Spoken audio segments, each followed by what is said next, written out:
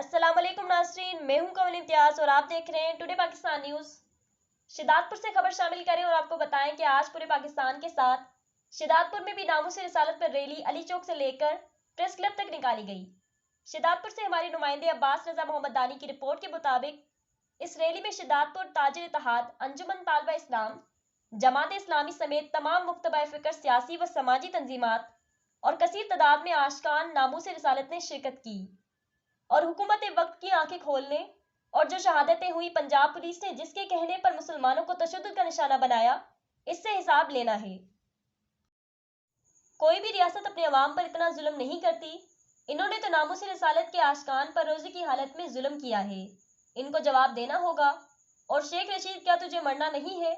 और मरकर आका इनामदार को कल क़यामत के दिन क्या मुंह दिखाएगा कि मेरे हुक्म पर आपके चाहने वालों को शहीद करवाया। अफसोस है इस हुकूमती काबीना पर।